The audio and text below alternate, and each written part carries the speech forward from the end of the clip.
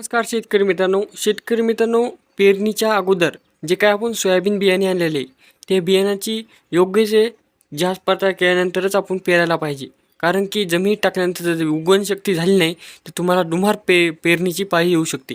त्यामुळे शेतकरी मित्रांनो, अशा प्रकारे तुम्ही पण पाहू शकता बियाण्याची कशी उगवणूक शक्ती वाढणार आहे, किती टक्के बियाणे वाढणार आहे, ते संपूर्ण माहिती या व्हिडिओमध्ये पाहणार आहोत.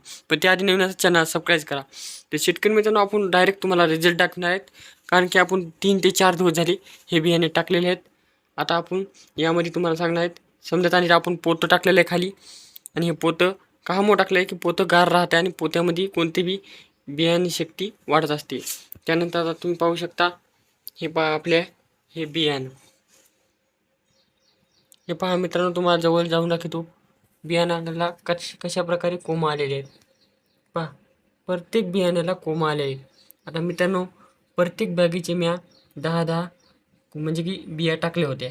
म्हणजे आता यामध्ये पहा हे किती उत्कृष्ट प्रकारे कोंब आलेले आहेत. याच्याहून आपण लक्षात घेऊ शकतो की आपल्या बॅग आणलेल्या ह्या डुप्लिकेट नाहीत. आपल्या बॅगमध्ये भेसळ नाही. आपली बॅग ही 100% निघणार आहे. अशा प्रकारे तुम्ही पण बियाण्याची जांच करा, जेणेकरून तुम्हाला पण कुठलीही दुमार पेरणीची पाळी येणार नाही. मित्रांनो, तुम्ही पाहू शकता फक्त आणि फक्त तुम्ही असं केल्यानंतर याला म्हणजे की दिवशी पाणी टाकायचं आहे आणि हे झाकून ठेवायचं आहे. तिसऱ्या दिवशी तुम्हाला अशा प्रकारे कोंब पाहायला मिळतात. कारण की हे 3 दिवस झाले आहेत आपल्याला आणि अजून एका दिवसानंतर याच्यापेक्षा जास्त कोंब दिसतात. पाहू शकता तुम्ही कशा प्रकारे कोंब वाढलेले आहेत. तर मित्रांनो, अशा प्रकारे घरीच तुम्ही तुमच्या बियाण्याची टेस्टिंग केल्याशिवाय शेतामध्ये पेरायला नेऊ नका. कारण की कंपनी दिल्यानंतर आपण डायरेक्ट शेतात नेऊन पेरतो, खत टाकतो आणि त्यानंतर त्या बियाण्याची कुठलीही जांच पडताळ करीत नाहीत.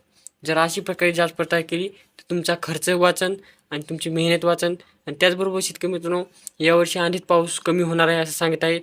आणि ह्या पावसाचे कमी होण्यानंतर असे शेतकऱ्यांच्या दुहेरी नुकसान होऊ नये म्हणून हा व्हिडिओ जास्तीत जास्त मित्रांना पाहून शेअर करा. आणि तसेच नवीन असाल, व्हिडिओ आवडला असेल तर चॅनल सबस्क्राईब करा.